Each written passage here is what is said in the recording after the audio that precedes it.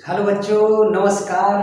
हम लोग ने पिछली क्लास में temperature dependence of resistance and resistivity का अप्रॉक्सीमेट फार्मूला पढ़ा था, ठीक ना, जो कि अप टू 100 डिग्री के लिए वैलिड है। हम लोग ने ऐसे निकाला था resistance final equal to resistance initial, ठीक ना, 1 plus alpha temperature final minus temperature initial, ठीक ना। ये वाला फार्मूला जो था आपका, इसको हमने अप्रॉक्सीमेट फार्मूला ऑफ रेजिस्टेंस बोल रखा है, जो कि 100 डिग्री सेल्सियस के लिए वैलिड है। लेकिन मान लीजिए हमारा चेंज ज़्यादा हो कुछ, तो हमको बेसिक से जानना पड़ेगा, ठीक ना। तो आज हम लोग बेसिक से उसको देख रहे होंगे, कैसे हम लोग बेसिक से इसको सॉल्व करेंगे, ठीक ना।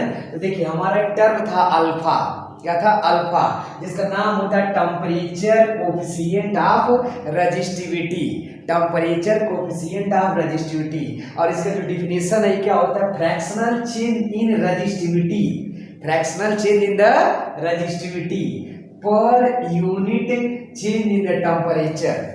फ्रैक्शनल चेंज, आप लोग इनर एंड डायमेंशन वाला जो चैप्टर पढ़े थे उसमें फ्रैक्शनल चेंज आप पढ़े थे, किसी चीज में कितना चेंज हुआ अपॉन ओरिजिनल, उसको बोले फ्रैक्शनल चेंज। यानी कि अगर हम रेजिस्टिविटी की बात कर रहे हैं तो देखिए डी रो रेजिस्टिविटी में कितना चेंज हुआ बटे ओरिजिनल रेजिस्टिविटी, है ना। ये हो जाएगा fractional change in resistivity per unit change in the temperature. तो टेम्परेचर का चेंज करना था, हमने इसको dt मान रखा, छोटा सा चेंज लेंगे। ये हमारा अल्फा का बेसिक डिफिनेशन है, ठीक ना। जो टेम्परेचर कोफिशिएंट ऑफ रेजिस्टिविटी आप बोल रहे हैं वो हो गया alpha, alpha equal to d rho by rho into d t. इस तरह से हम लोग इसको लिखेंगे, ठीक है ना। चलिए आगे देखिए, हमने पहला लाइन जो लिखा alpha equal to d rho by rho into d t, ठीक ना।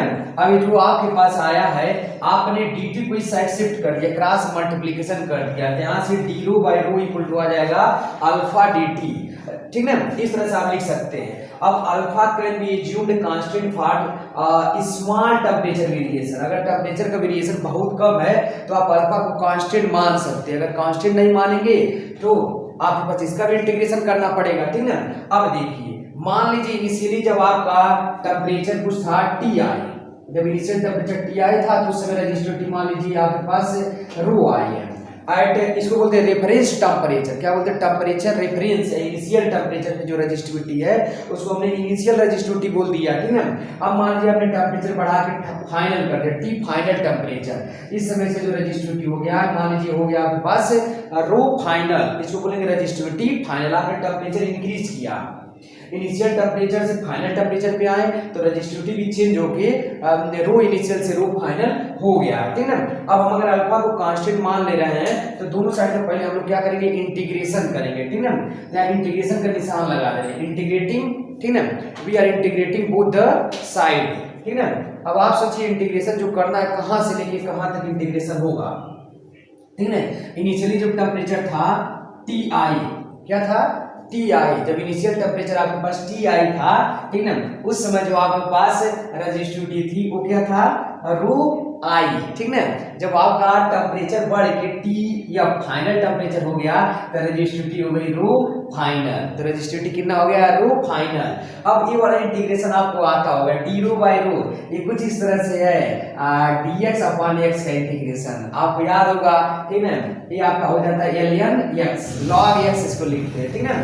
इसी तरह से इसका भी हम लोग इंटीग्रेशन करेंगे, ठीक है ना। तो आप देखिए, इसका जो इंटीग्रेशन लिखेंगे आप ln रो लिखेंगे, क्या लिखेंगे, ln रो, और कहां से लेके कहां तक, रो इनिशियल से लेके रो फाइनल तक, इक्वल टू, देखिए अल्फा को हमने कांस्टेंट माना है तो अल्फा को इंटीग्रेशन से आप बाहर निकाल सकते हैं। अगर अल्फा कांस्टेंट नहीं होगा तो इसका भी टाइम का अगर फंक्शन होगा तो इसका भी इंटीग्रेशन होगा, है नहीं। अभी के लिए हमने अल्फा को कांस्टेंट माना तो अल्फा बाहर आ गया, है नहीं। और dt का जो इंटीग्रेशन आ जाएगा टी आ जाएगा। जैसे आपका इंटीग्रेशन अगर dx का रहे, इसको आप x लिख देते हैं, है नहीं है, ऐसे dt का t हो जाएगा। और यहाँ टेम्परेचर आप लिख देंगे, temperature initial and temperature final, ठीक है ना। अब देखिए आप लिमिट पुट करेंगे, upper limit ln rho final minus ln rho initial equal to alpha temperature final minus temperature initial. इस तरह से आप लिख सकते हैं, है कि नहीं है। अब देखिए लाग का जो प्रॉपर्टी होता है, लाग ए माइनस लाग बी है, तो अब लाग ए अपॉन बी लिख सकते हैं। जैसे देखिएगा log a minus log b, यानी ln a minus ln b को आप लिख सकते हैं ln ए अपॉन बी, ऐसे लिखा जा सकता है। अगर यहाँ पर माइनस का साइन है तो डिवीजन में लिख सकते हैं, अगर प्लस का साइन है तो मल्टीप्लीकेशन में लिख सकते हैं। log ए अपॉन बी इस तरह से हमने लिख दिया है ना। इसको हम अगला लाइन में ही लिखेंगे लेयर रजिस्टिविटी जो आपका है फाइनल वाली अपॉन रजिस्टिविटी जो आपके पास इनिशियल वाली equal to alpha temperature final minus temperature initial. इस तरह से आपने लिख दिया, ठीक है ना। अब देखिए आगे जो हम लोग बात करने जा रहे हैं log की एक प्रॉपर्टी और है। मान लीजिए आपके पास कहीं ऐसे लिखा है ln e, इसका बेस e है बराबर b है, ऐसा कहीं लिखा है।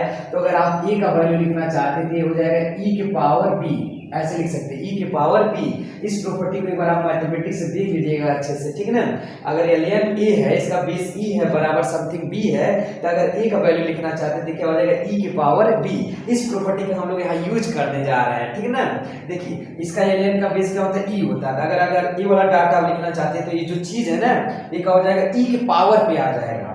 अगर इसका वैल्यू लिखना चाहते हैं तो ये वाली जो चीज है ना e के पावर पे आ जाएगी, इसी वाले फार्मूले से। इसको आप नोट कर लीजिए, ठीक ना, हम यूज कर रहे हैं। और आप इसको एक बार मैथमेटिक्स से भी देख लीजिएगा तो rho final upon rho initial equal to आ जाए e के पावर, क्या आ जाएगा e के power alpha temperature final minus temperature initial. आप इस तरह से लिख सकते हैं, है ना। ये अब क्रॉस मल्टीप्लिकेशन कर लीजिए तो रो फाइनल इक्वल टू आ जाएगा आपके पास रो इनिशियल e के power alpha temperature final minus temperature initial. इस तरह से लिखा जा सकता है। देखिए यानी जो फाइनल रजिस्टिविटी है equal to initial resistivity e के power alpha temperature final minus temperature initial. अब e के पावर का एक्सपेंशन करेंगे, e के पावर x का आपको एक्सपेंशन याद होगा, लेकिन एक्सपेंशन लिखते हैं 1 plus x upon factorial 1 plus x square upon factorial 2।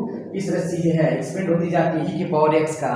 Binomial expansion वाला या आप लिमिट वाला चैप्टर पढ़े होंगे, ठीक है, उसमें मिला होगा आपको जरूर। तो देखिएगा अगर यहाँ पर एक एजम्पशन ले रहे हैं कि अगर alpha temperature final minus temperature initial का जो वैल्यू है लेस देन 1 है, अरे बहुत कम है, एक के कंपेयर में बहुत कम है, ठीक है। आप इससे एक्सपेंशन कर सकते हैं और अप्रॉक्सीमेशन ले सकते हैं। तो रो फाइनल इक्वल टू आ जाएगा रो इनिशियल, इसी पे एक्सपेंड करिए। देखिए e के पावर x, यानी x से क्या है alpha temperature final minus temperature initial, यानी ये चीज आपका जो लिखा है ये क्या x की तरह बिहेव करेगा। तो यहाँ पर रख देंगे 1 plus alpha temperature final minus temperature initial. इस तरह से आप लिख देंगे और जो हायर टर्म है ना उसको आप नेग्लेक्ट कर देंगे, छोड़ देंगे। तो देख रहे हैं यही हमारा एक अजम्पशन आ गया इसमें। हमने क्या किया हायर टर्म को नेग्लेक्ट कर दिया, छोड़ दिया।